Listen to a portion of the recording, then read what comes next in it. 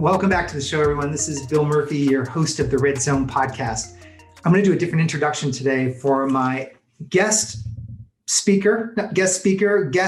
the podcast, Mark Sangster, who just wrote a book, No Safe Harbor, The Inside Truth About Cybercrime and How to Protect Your Business. Mark is not only an author, but he's also the VP of Security Strategy with eSentire. And you'll be able to get links to Mark, links to the book in the show notes page just down below here. But let me talk to you about why I love this book and why I think you should buy it, but also the bigger macro picture that I see with security right now that is stunning. And I want you to listen to what I'm saying, because I want the truth for you to be able to take action. You don't need more, you need different perspectives on truth, and not that their businesses are more threatened. That is not the message that you want to receive and I want to give you. And so some of the things that are important to understand is that I've been in the industry since 98.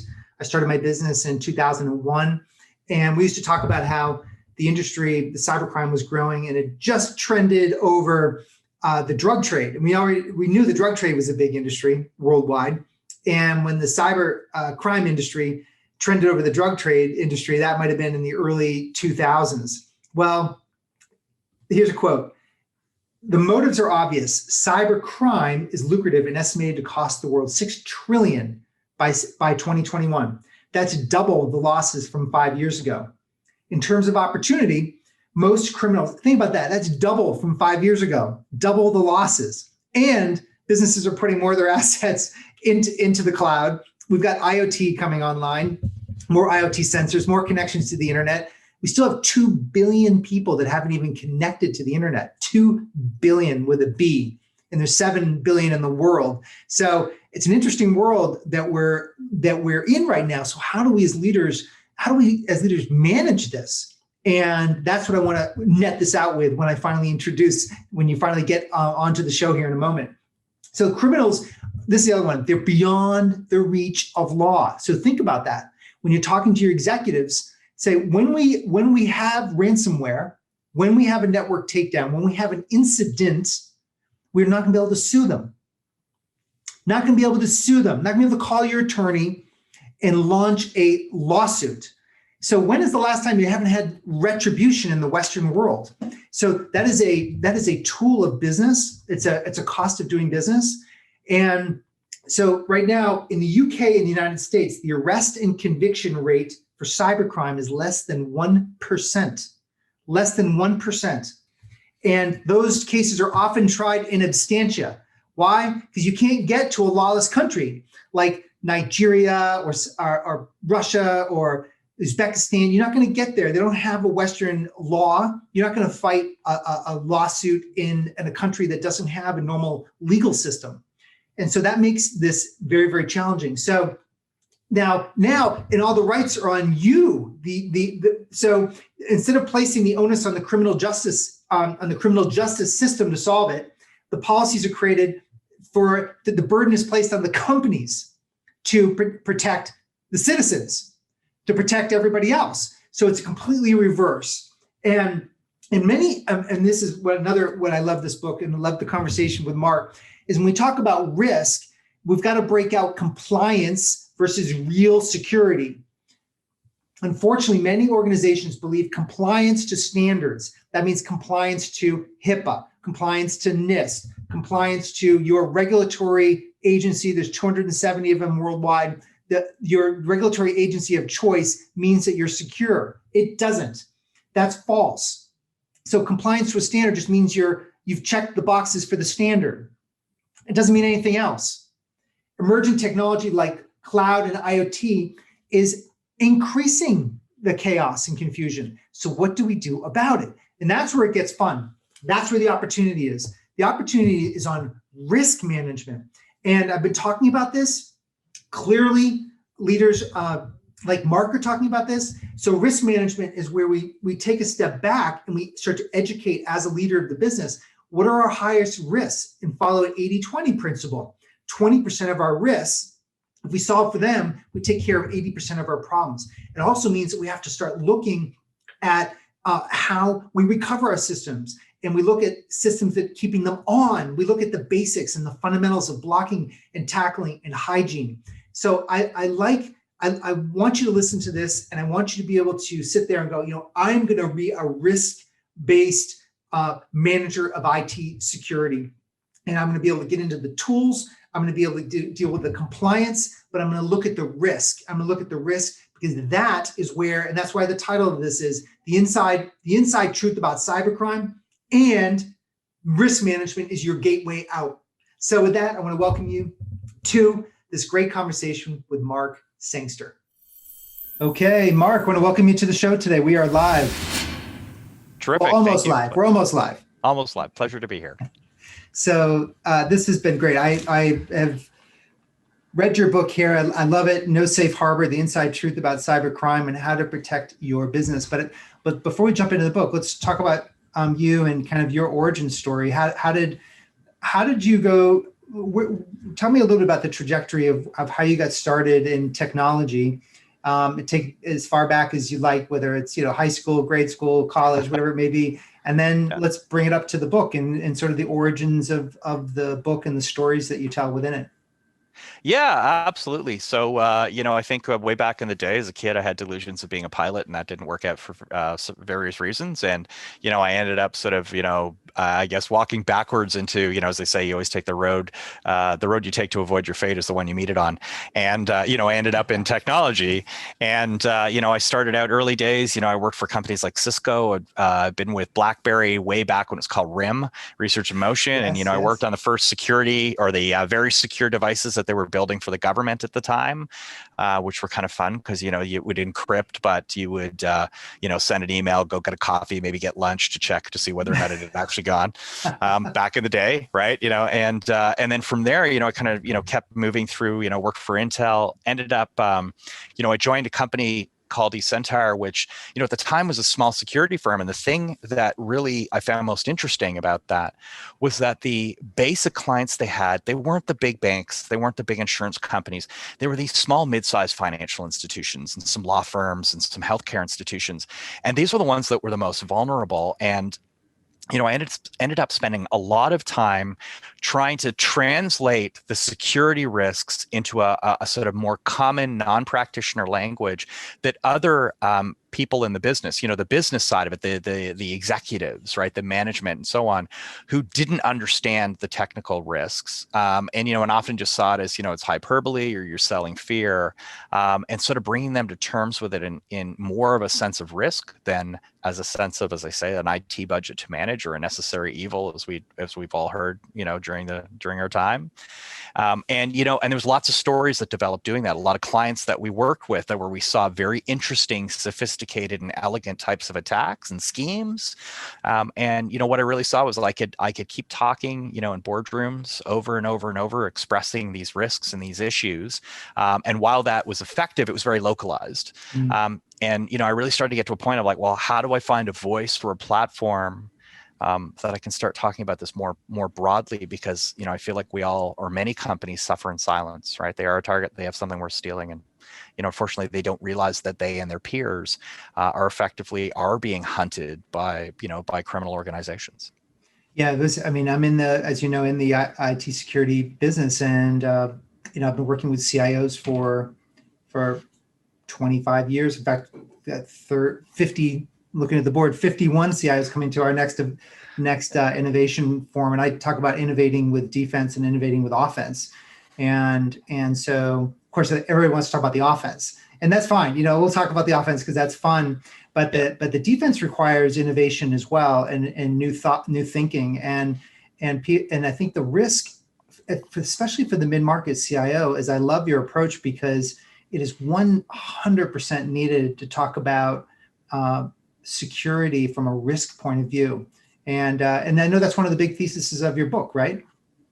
Yeah, no, absolutely, right. That cybersecurity is not an IT problem to solve or to fix or manage. It's a business risk to manage, right? And you need to think about business outcomes, not, as they say, not the set of the technicalities of, whether or not my firewall is configured properly, or, I've misconfigured something in my, my cloud security settings.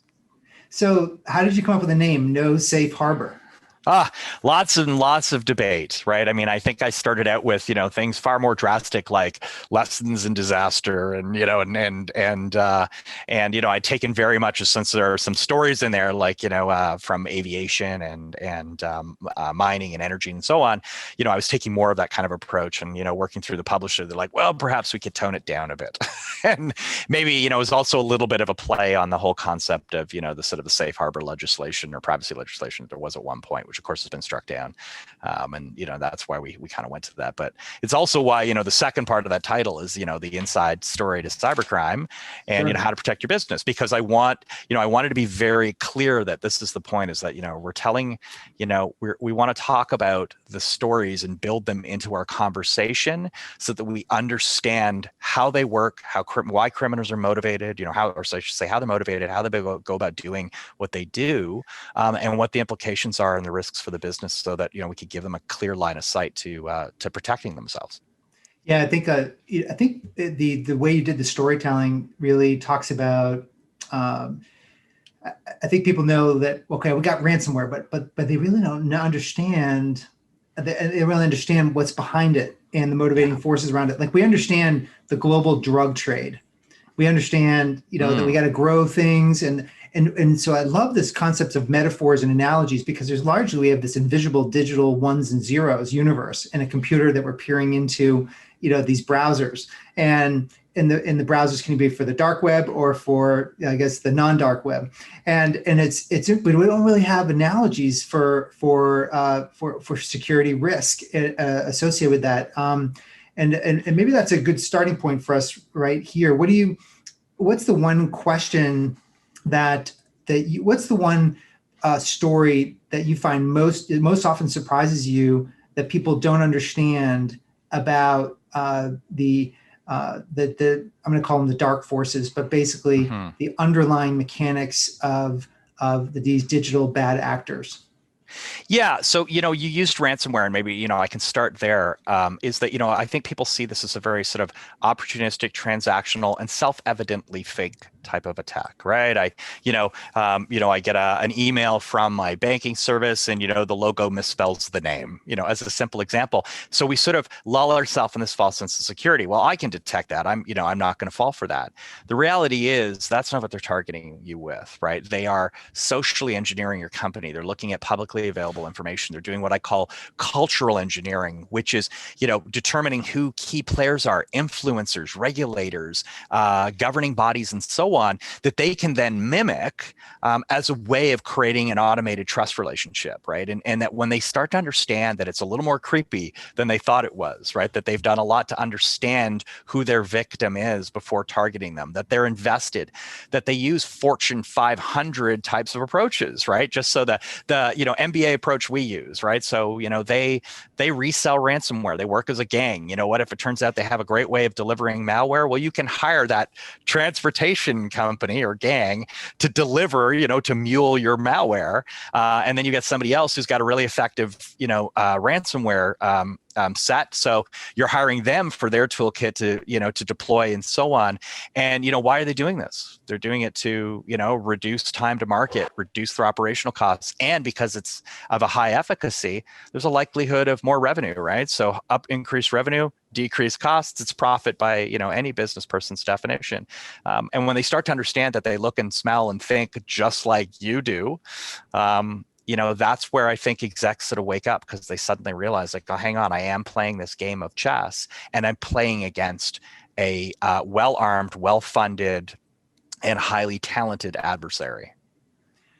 So this, and I've explained this before, and it's largely, are you finding through your research, it's largely decoupled? So there's not like one organization, but it can be, someone's creating the malware, and then someone distributes the malware, and someone has access to the email, someone has access to, so there's different, it's largely a combination of largely decoupled organizations. Yeah. So there are. So, you definitely have the state-sponsored actors that are clearly funded by a government, right? Whether they work directly for it or they're just somehow, indirectly funded. And there are organized criminal cartels. But it's the ecosystem, I think, is the most revealing piece of this, is that, they work just like other businesses do. If you've got a good tool for tracking my customers or delivering, my email messages or whatever it might be, I'm just going to hire you because I don't have to solve that problem. So understanding that they work with these sort of coupled approaches of picking, best in class, right? All the kind of terms we would use. They do the same thing, that there is effectively a self-sustaining economy for that kind of criminal activity that we can measure in terms of supply and demand, just the way that, we would, whether we make, widgets or we provide healthcare or legal services. And I found it interesting just to know kind of the growth, even being in the industry, just more in the blocking and tackling aspects of it. It was interesting you talking about I think since 2017, it's a $6 trillion industry right now, cybercrime, but it had doubled in the past 3 or 5 years. Is that what you said? Yeah, no, absolutely. Right. So we're beginning to see this sort of almost exponential growth when it comes to sort of the profits and the revenue. And in fact, even, more recently, in my role, particularly with the company, with eSentire, right, we see the threats and the attacks at the front end of the funnel that we stop. But the back end of the funnel are the things like insurance claims. And, there's lots of insurance reports, even out for 2020, that show the first half of the year, doubling in, ransomware and fake invoice or fraudulent wire transfer attacks, 150%, I think, increase in the ransoms themselves. So, and it's really more than that because, 5 years ago, they were asking for the equivalent of $500. Now they're asking for 5 million or even 50 in some cases, 50 million, right? So we're seeing that, and we're seeing, business email fraud. So the fake invoices, the fraudulent wire transfers, that's gone up. That's again doubled just since the first half of the year. And you can blame, I think, some of that you can probably blame on COVID, like many other things. But there's just simply, there's criminal efficiency here. And there's as I said, there's a very strong economic engine, which means, whenever there's gold in the hills, right, then everyone wants just, to prospect and strike a claim. And that's exactly what the criminals are doing. And I think a couple of things that I think people sometimes always come and they go, why aren't people backing up their systems so they don't have to worry about whether their systems are ransomed, are encrypted and unaccessible? And what's your response when people ask you that? Yeah, so I think there's a couple of things there. Some companies just simply don't, but there's a lot of companies that do what I call they run the traffic lights with their eyes closed and they hope for the best. So they take out some form of insurance, right? They have a policy and they get some kind of backups, and that's it. They lull themselves into that false sense of security. And what they don't understand is, maybe back in the easy days, that you're right. They would, a bad guy would come along and encrypt a laptop and say, give me $500. And, if you don't, well, you don't get your family pictures and your tax returns back. Nowadays, they're looking for millions because they've sown ransomware throughout your organization, including backups if they haven't been properly air-gapped.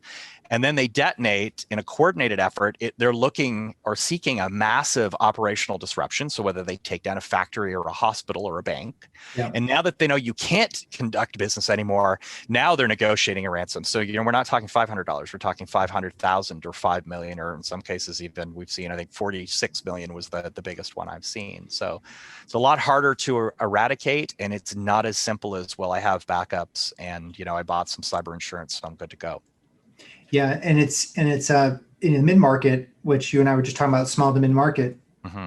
I find often the CIO, literally, they're trying to be strategic. They're trying to be, but many of them have grown up through the tactical ranks, so they certainly understand everything that's happening technically. Most of them, but they're also being asked by the business to help invent the future. They're working with the business to bring revenue and play offense, and so they often delegate that backup, and they're not asking their teams to actually prove and verify, and being very rigorous about the approach. And so and quite honestly, that's the general. How often is the general going down into the troops and saying, is everybody fed? Are we actually making sure everybody's clothed? They're making some assumptions that we're going to clothe the troops, right? We're going to make sure that the troops are healthy and well.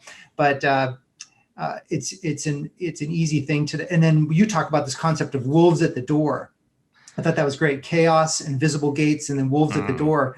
And the wolves at the door was this increasing complexity. Is we're not just backing up systems on-prem, but we've got co-location facilities, and then we've got AWS and Azure, and we've got to essentially how do we approach this very much more complicated world? Yeah, so you're kind of hitting on a couple of things here. The first is that we actually introduce as a business much of the risk. So we can think, we can talk about sophisticated threat actors and nation states and all kind of stuff. Well, they're part of the equation, but the other piece of this is the things that we bring in. Like this emerging technology, moving confidential, protected information to the cloud, right? IoT and industrial IoT connected systems. So we see business gain from them. There are business advantages. The business decides to do that, right? Like a law firm says, well, I want this e-discovery, our e-discovery and doc management systems to be in the cloud because it's cheaper and more effective. Healthcare, is connecting patient telemetry. Manufacturing can be done remotely and tied into ERP systems to streamline operations. So we do these things because we see the business benefit. And then it's almost this afterthought where we go, well, heck, hang on a second. We probably should get the security guys in here to take a look. And, but the ink's already dry on the contract. And that is certainly one of the biggest issues. I think the other thing with that is that we don't think of this as an evolving landscape. So we still have a bit of a set and forget mentality. Well, we just deployed this cloud system. Well, we've got it secured. We got backups. We're good to go. But it constantly changes. And the examples I give here, I end with COVID 19, but I can go back, post 9/11, our concept of disaster recovery and business continuity were predicated on full on premises protection, right? So, let's hopefully not talk about something as tragic, but, there's a fire or a flood in the building, the power goes out. So how do we continue to operate? So we moved our backups across the river into Hoboken, New Jersey. And then, over a decade later, Hurricane Sandy rolls up the coast and floods lower Manhattan and floods New Jersey, doesn't care about state lines, and it can get across the Hudson. And then we suddenly realized, well, you know what, that wasn't good enough. Well, we now need to be co-located and have live backup systems that can take the load of our business. And we need to do that across the country or in another domicile. And there's all sorts of legal issues with that. And then, of course, you have COVID runs along. And then, I think that's the third stool on the virtual reality leg, I call it, because, now you have remote workers with, distributed remote workloads, managing assets in the cloud. And it's like, well, there is no premises anymore. And that means it constantly changes. So what you did today, what got you here won't necessarily get you there. Yeah. And security is definitely moved. And, it's funny, back in the disaster recovery days, and I've been in this world, we're working with credit unions, putting these early DR sites, and then it was cold, or hot, cold, and then it was hot, warm, and now it's always on. Like it's a better decision to have it always on. That's right. That's right. But now the security is, a CIO recently told me, actually the CISO said, I used to have 35 offices that I had to protect 700 users. And now I've got 700, and now we got a firewall, 700 users. Yeah. And that's an exponential problem. That's a way over 10x problem to have. And not only the digital part, but then they've got, as with eSentire, having the compliance for financial services organization, they can't just print documents out and leave them next to, in your little study, off the corner of your bedroom. I mean, right. It's an interesting challenge we have right now. Yeah, you know what? Remote workers has, I think there's a few things that have happened. One, obviously, is the downdrafting of security to consumer grade tech, right? So, I probably spent the first few, March through June, helping organizations make sure that, their employees, their ISP's router, whoever you get that from, didn't have the default administrative passwords on them that you can just simply Google, that they had encrypted their Wi-Fi, that they weren't using their surname or their address as their Wi-Fi, name or SSID. And, I kind of kidded that we had moved from BYOD was bring your own device, that we're now BYOH, which is bring your office home. And it changed both the technical hurdles that we had to deal with, like I said, simple things like addressing security on an internet gateway at home. But the other piece of that was the downdrafting of security awareness to the employee. That now you have, it's not as simple as an IT person using a remote administrative tool and logging into their laptop and changing some settings. You're not sending everybody out to your home, or even like as we're doing now, I had to work with people who in their Zoom backgrounds, had confidential information like financial records and account info on a whiteboard. And you're like, buddy, you got to take that down. Or, if you're an exec, how do you destroy physical documents? Like you say, you print out financial confidential reports and you can't just chuck them in your trash can. Likely, guys, someone's not dumpster diving right outside your house, but there's a risk there. Like what happens if that gets spilled and somebody finds, healthcare records and patient records, and these kind of things have happened. One of the things I think could help is okay, I think a lot of listeners initially think, duh, of course I handle my security based on risk, and that it's actually a good response, because it forces the U's and the I's to come back and go, oh, here's what we mean by risk. And I'd love to get your response to that, Mark, is what does it mean for an enterprise leader of a small to medium mid-market enterprise to look at their environment based on risk and be able to convey that to the CFO, the CEO, and whoever their boss may be? Yeah, that's a great point. So, I hit on earlier sophisticated, threat actors. We talked about the emerging technology and the technology we adopt. And that's the third piece of that risk equation is accountability, right? And that comes down to managing risk. So that's understanding, what assets you have access to and who might want to steal them and what they're worth. And then also what your obligations around this look like. So, I think to some degree, there is a bit of an analogy here with, the crown You talked jewels. about this in the book. About that. Okay. Yeah, I'll let you tell the story. Well, it's just that notion of you can't protect everything. So you do have to figure out what it is that you're precisely, what you do specifically want to protect, and make sure that you understand what the implications are of these things of them going wrong, right? So building a risk registry. If you can't show me a risk registry as part of that conversation, you're not managing risk. And if you so what do you mean by a risk registry? How would you define that for someone? Because maybe that's a unique thing for you and your organization, but I'd love to know how would you define that? So to me, a risk registry is identifying those critical assets, determining who touches them, has access to them, where they're stored, and creating at least a top 10 list of what the greatest risks would be. So, is that an insider doing something nefarious? Is that a criminal organization gaining access, and how would they likely do that?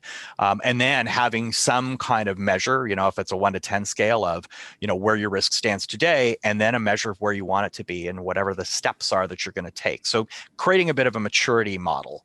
And the reason it's a simple tool, and yes, we're getting a bit sort of almost pedantic and, the sort of the tactical elements of it, but the simple point of having a spreadsheet somewhere that does that demonstrates that you've thought about it, you've identified those risks, and that you or I or who else comes into that conversation can also go to that repository and know that, okay, here's my marching orders, right? Here's the top 5 things I got to worry about. Like, I'm going to worry less if this information gets, if this gets stolen, but we can't have these healthcare records get out there, or we can't have our secret sauce to our manufacturing methodology get out, because if we do, we might lose 30-40% of our enterprise value. I often think too, I sold life insurance back when I got out of college for about 4 years, and it was great training. I took a beating out there. For sure I took a beating, but one of the biggest learning points from an analogy perspective is that, someone earning $100,000 a year goes down and they have young kids, or without young kids, but someone's responsible. They're responsible for someone usually, unless they're completely single, but usually there's family dependence, and that over 10 years is worth, 100,000 times 10, $1 million. Mm-hmm. And that's without inflation. That's without any salary increases. And so that life, and not even going out to the true lifespan of that $1 million, but then if the individual, then you tack in the house and the college expenses and things like that would have to be saved for. But let's just keep it simple at $1 million. And if that person then decides, well, I want a $100,000 life insurance policy, then they've chosen to accept the fact that the risk that everybody's going to be delivering flowers to the church that they're for the funeral, but someone's going to be walking in with $100,000 check, 1 year. But that's a risk decision. It probably a lot of decisions there, but they've chosen not to insure. But then if you losing a life has a certain risk, but then getting disabled has a higher risk. So your disability, your chances of being disabled, a bike accident or whatever it may be, is higher. So you can choose to insure that risk. And I'm wondering, how often you find people looking at business, like what does it cost you to be an hour out of business, 4 hours out of business, 8 hours? Do people go through that analysis? Do you finding people go through that? No, I find they don't. And I think that's a great point because, you kind of do that cost benefit analysis where you look at that and you say, okay, so, with certain types of businesses or certain types of industry, I should say, things like medicine. So, you can look up public records of how much the average doctor's, billable hours are. Lawyers, accountants, any kind of business service like that, right? We know what they are. Those industries publish that data. So, a good example would be a law firm that I did work with after the fact who was hit by an older version. It was Tesla Crypt of ransomware. They were hit in one site, brought us in, said, hey, what would this take? We explained what to do to protect themselves and yeah, no thanks. And they moved on. And then they had 2 more sites hit. They were down for about, I think it was 2 weeks. 80 attorneys were affected. 3 court cases were stopped. And, in the initial period, it was about 500,000 in billable hours. And it was a fraction of the cost to protect that, right? So we looked at that, and that's where we said, as you say, it's exactly what you're describing in our personal lives, is to say, well, my income is X amount a year. We have this mortgage, we have these debts and liabilities. If, I can't work anymore and we don't have that source of income, what would it take to protect it, to make sure we don't, or, my family that I leave behind is still protected. They don't lose their home. They don't lose everything else as well. And it's funny when it comes to business, we don't do that. Like I said, it's suddenly like we think we're in Vegas and what, happens in Vegas stays in Vegas, and we gamble. But you know what, Mark, the CFO is paying insurance premiums on the building. They're paying insurance premiums for unemployment compensation. They're paying all these premiums to hedge risk. But how often are our IT leaders conveying here's the cost to mitigate this risk. Here's the things we should not worry about. We should absorb that risk. It's quite an interesting. I think these analogies and metaphors and transferring one domain to another are important. And I don't think we're doing enough of that. Oh, and you mentioned reputation risk. Yes. In the book, you spent some time on that. Maybe you could talk about the reputation impact. Yeah, absolutely. Right. I mean, that's the one thing, is that there's no amount of insurance that's going to repair a reputation. And certainly if you think about different industries, and, in particular, I think the trust-based industries is the biggest one. So, again, I mentioned law firms before, this is it, where your clients entrust you, at the heart of legal representation is the concept of attorney-client privilege and confidentiality. And suddenly that information gets exposed.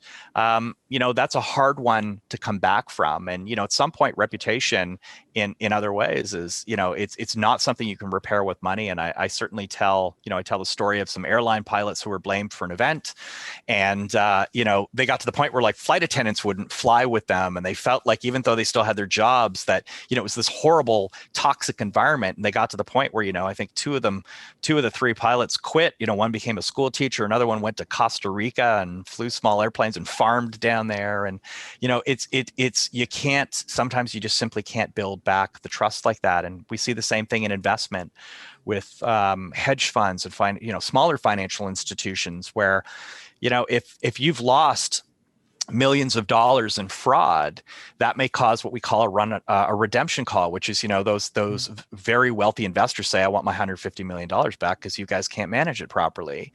And this is the old, like, think about the Great Depression. It's the run on the bank, right? Everybody shows up and wants to withdraw their money before it magically disappears. And it's funny because you said this earlier. We do that in a way in our physical world. We do a terrible job in our virtual. So we would never park our car in a downtown area where there's a risk of it being broken into, and without locking the doors and turning the alarm on. But somehow we use 1, 2, 3, 4, 5, 6 for our password for our banking, and we share that password with our our email, and our children for our Wi-Fi password. And it's like, this is the equivalent of leaving your Mercedes unlocked in a high-risk neighborhood, and being surprised when your car's not there when you come out of wherever you went to sports game or a show or a restaurant or something. It's funny how we cannot translate from that physical world into the virtual. Yeah, and from it's funny. I have a couple questions here that I wanted to ask you. But let me see. Before I transition into those though, what are you finding records worth on that you've done through your research on the book? For example, like credit cards versus healthcare records on the dark web versus like social.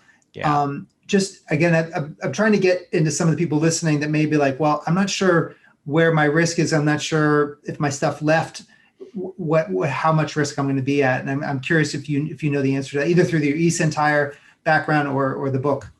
Yeah, that's a good question. So some of these records vary from, a couple of dollars, sometimes up to about $50 or to several $100s.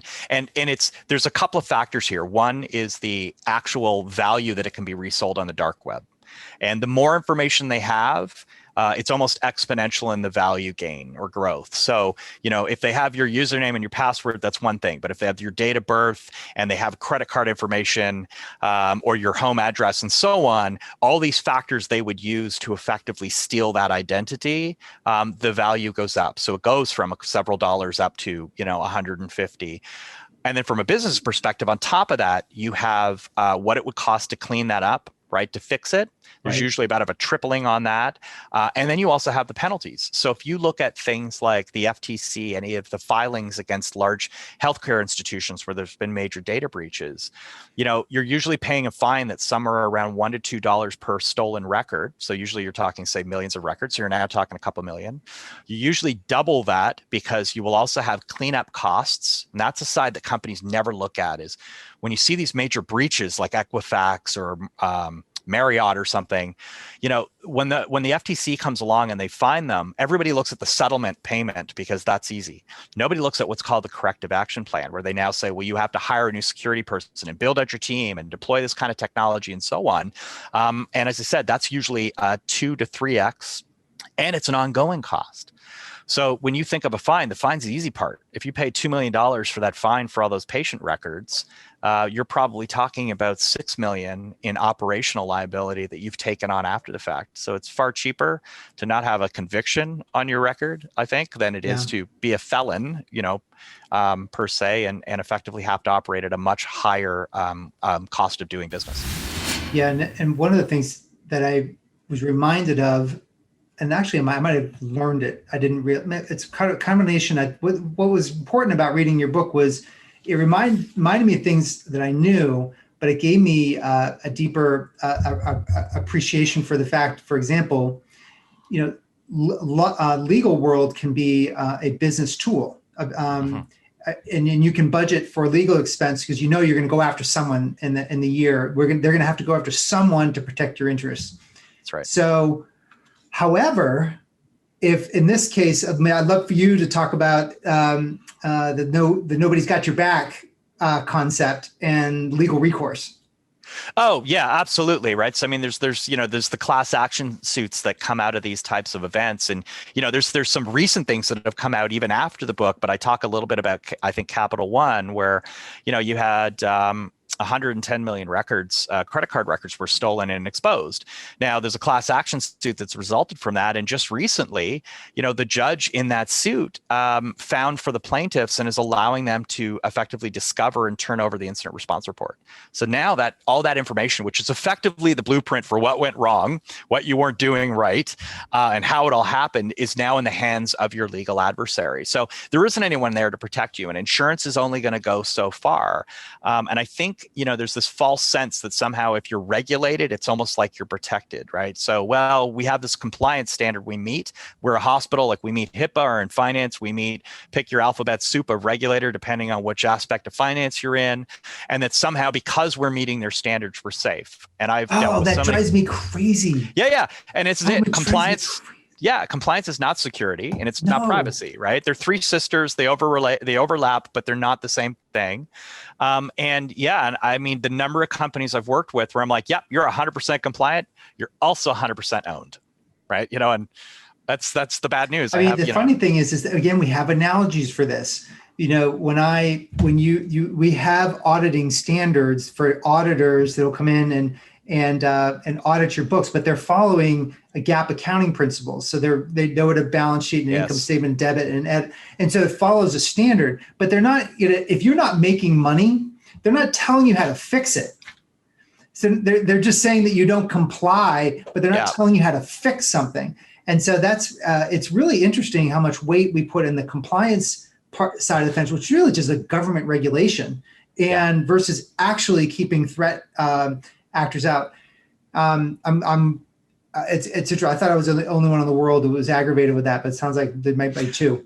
No, not at all. And it's even the same I see the same issue with privacy, right? So hospitals, for example, they're like, well, HIPAA rules and regulations were really designed to protect to protect from insiders, right? That, if you don't have necessary, if there's not a requirement to look and access that healthcare record because you're not, an attending physician, then, thou shalt not look at it because it's got confidential, potentially embarrassing or damaging information in it.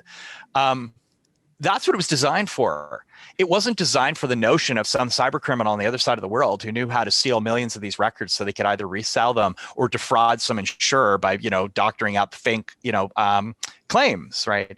So I think that's the real issue there. Is it's almost like when it comes to regulations, you pointed all your guns inward. Into the center of the fort, and nobody's actually looking at outside. And it turns out maybe, as you said, the wolves are at the gate or the barbarians at the gate. They're willing to come in and they're coming to attack you. So there's a different mindset. And the problem also, I think, with some of the regulations is, I tell the story of the Citicorp Tower when that was built in the late 70s, and how everybody knows the Citibank Tower in New York. It's this iconic, sort of triangular shaped building, and it interestingly, because of some almost comedic issues around the land that it was built on, it had to be built in an interesting cantilevered kind of way so that it was literally suspended above a major church that was there on the same grounds. And, it passed all sorts of engineering standards, but the problem was those compliance standards were not up to spec with this new design of this building that was testing architectural and structural engineering limits. So all the tests that they put it through, it all passed with flying colors. And it was actually an architectural student who was writing a thesis on the building who discovered that that wind from a certain angle would actually knock the building over. And that this type of the speed of wind that we see comes around every few years in the form of, even smaller category hurricanes. And New York gets hit by hurricanes. And they realized this, and it took a little while to expose this, and they had to go back and they actually secretly retrofit the building. Miraculously, they kept the story. I think the story did stay secret for about 20 years until it was exposed in New Yorker magazine. Now, I look at today, I don't think that would ever happen, right? Like, there's just no way, with social media and the press and so on, right? You can't get away with what the city of New York and the builder and the construction engineering firms and so on, how they all sort of got away with doing this. It would never happen again.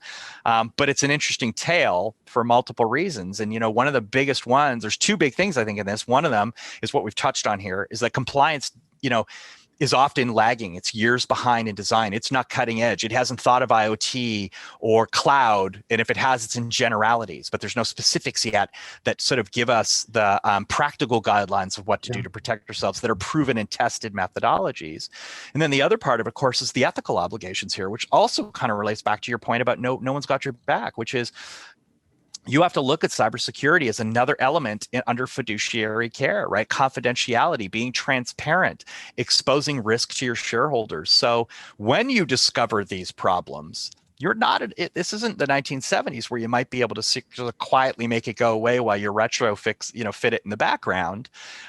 This is likely something that's going to come out, that's going to be exposed. And when you do, that can have, serious implications for you as an officer of the company and obviously for the business. So you have to treat it as such. Just as you were saying earlier with CFOs and CIOs, they have great, well understood formulas for understanding risk and revenue models. Well, we need to apply the same kind of logic and methodology to cybersecurity. And right now we don't. Right now we throw some money at it, and we blindly trust at the top of the pyramid that the bottom of the pyramid knows what it's doing with that money. Yeah, and the interesting part, we were talking about analogies, and there's the wonderful book called The Checklist Manifesto.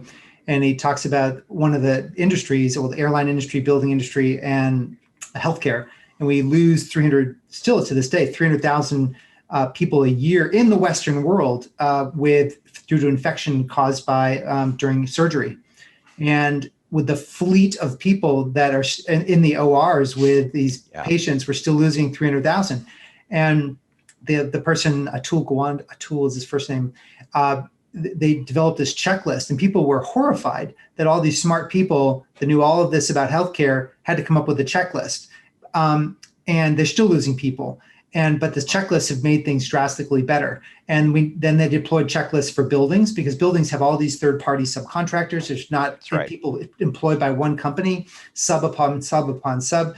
They all use checklists, the engineers, all this. And then in the airplanes, same thing. We're losing planes in the 30s and the 20s and the 40s a lot. But now they come up with these checklists. Well, also, you make a mistake in those industries, you can be sued. Like, there's recourse. We can go after you for 10, 20, 30 million. But you brought up a point, which I hadn't really thought about extensively, was who do you sue when you get breached? Yeah. Like, I think you mentioned 1% of the people are tracked down and actually, sued. And if, I mean, is that what the fact is? Is it like 1% that actually? Oh yeah, like you've got a virtually robbing a bank, right? Is you're certainly the chance of you actually being caught and prosecuted is less than 1% versus if you walked into a bank with a mask and a gun and held up the bank, there's a likelihood that law enforcement is going to track you down and stop you at the scene or arrest you afterwards, right? And that's why that is exactly why criminals do this, and this is why cybercrime is bigger than arms dealing and the drug trade and so on, because of that, because they can operate with impunity. There's a very low chance that they'll be arrested, right? So why wouldn't you do it? Yeah, I mean that's a huge factor, I think, because in the other industries that you can sue someone, and you might not collect the money, but you're going to sue for tens of millions for malfeasance of some and sort. even that becomes complicated to some degree too, because and I think this came out with the Sheraton Marriott case, because you may have multiple operators in the chain, right? So it might be a particular brand that you did business with, but it turns out that it's a subcontractor / supplier who actually was the one who led to the breach. And then they might be using software that was provided by someone else and so on, right? So it's we call it sort of third-party risk or supply chain risk, and it's almost an infinite risk. Because it's not a chain. It's like a three-dimensional web, and and this is what we're seeing is suing, countersuing, and at the end of the day, who gets held accountable? Well, I think it kind of goes back to what we said earlier. Well, whose brand is the one in the headlines? That's the company that is truly ultimately paying the price of this. Well, you made a big point too about our governance. This is outstripping our governance standards. It's no different than Uber. Like, there's no way that the hotel industry or the taxi cab industry would have, if they knew the disruption that was going to happen from a simple the Uber app, VRBO app, and because you can download it to your phone, and you essentially can disrupt an industry by taking over taxis with private drivers. And so it's interesting. It's interesting. We have a very much a disruption right now that there's no governance standard that's going to solve for it. Even I'm sure the FAA doesn't want drones. They would not have wanted drones, but the impact of this technology is so fast that the government can't move quick enough to account for it. Yeah, it's interesting, right? Like, social media was kind of the democratization of information for good or bad. And you're right. You've got the kind of technology that has been almost democratized in some ways, like drones, where you don't need a pilot's license, yet you can cause the same havoc in the skies that you could with an aircraft, right? With a traditional aircraft. And yeah, I don't think they know how to control this yet. I don't think we've thought about it, and we often what's the right way to, we often apply well, I can, so I'm going to. There's never a question of, well, should we, right? So those regs always kind of play a catch-up game. And you mentioned aviation, and I think that's where cybersecurity could really learn from, because they do have a continuous model improvement, like you said earlier, with, if you think about what the safety rates look like in the 40s and the 50s and so on, where, you have bodies that do investigations that determine what root cause were, right? That looks at the confluence of events, makes recommendations, and you have legislative arms that then put those controls in place for all of the players in that ecosystem, right? Airlines and pilots and manufacturers and so on. We have no equivalent of that in cybersecurity. Yeah, you can kind of argue maybe the FTC or the HHS with healthcare. But they don't have the same approach, because it all ends up being resolved in a boardroom behind closed doors most of the time, right? So we don't have the access that says, here's all the 50 factors that went into this event, and here's our recommendations based on those. So you don't have the equivalent of the FAA saying to us, hey, everybody out there who happens to have a digital bank account, you need to do these three things.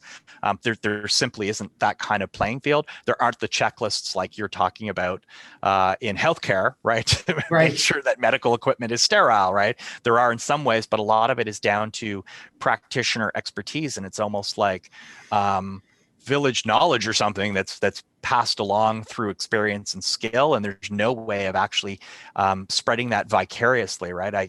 Being able to see what happens to one party and be able to infer what you need to do from that moment to protect other parties. Well, Mark, I want to make sure that we give ample time to my listeners to go out and get this book, No Safe Harbor. The Inside Truth About Cybercrime and How to Protect Your Business. I think that if you're interested in risk, which I think all small mid-market CIOs and CISOs are going to be interested in, I learned a tremendous amount. So I highly recommend the book. As we wrap up today, what popped in your head that you wished I would ask, or that you wanted to make sure you convey to my listeners that came up from our conversation, that's either related to the book or just related to the topics we're talking about? Yeah, like I said, we need to get the conversation up to the boardroom level, right? It needs to go to the executive level, and we need to talk in dollar signs and cents about risk, not in ones and zeros of technology. But I think the other piece to understand here is that I think a lot of companies are lulled into a false sense of security, right? They don't think they're a target. And when they look at those companies that have been affected, they often blame a single factor, right? They go, oh, a server wasn't updated properly, or, some security setting wasn't set the right way, as if this one factor is the thing that went into this event. And the reality is, just like an aviation accident, that there are multiple factors, right? Weather, experience, mechanical failures, and so on. And we see the same thing. And so I think when we just blame an actor, when we say, well, a bad guy broke in, or we blame the human, right, we miss the chance to look at the systemic issues. So businesses should be understanding what happened, not who did it. Why they made the decisions they made, not just sort of blaming the decision they made, and seeking forward accountability. Because I think if you don't do that, what happens is even the companies that have been affected, as I said, it's a false sense of security. They haven't really fixed the root cause, which means they're probably going to fall victim to it again. Well, Mark, I really want to thank you for coming on the show today, and this has been a great pleasure. How can people reach you proactively, either website, Twitter, LinkedIn? Yeah, absolutely. So on LinkedIn, it's Mark Sangster. On Twitter, it's MB Sangster, and Instagram is cyber_MB Sangster. You can also visit me at the website mbsangster.com. So that's Mike Bravo Sangster.com. And absolutely, like I said, I want to change the conversation, right? Get this up to the exec level, and I'd love to continue that conversation. So I would encourage your listeners to reach out. And we'll put links to that on the show notes page. And you work with, how do you pronounce the name of the company? eSentire, right? Yes, eSentire. So ESENTIRE.com is a managed detection and response firm that works with a lot of different industries, and certainly has stopped their fair share of nation state and organized crime attacks. Yeah, and encourage all my listeners to go check out eSentire as well. So I appreciate you very much. Thank you, Mark. And maybe we can do a round 2 in the future. Oh, I'd love to. Very insightful, very invigorated conversation. Thanks very much, Bill. You're welcome.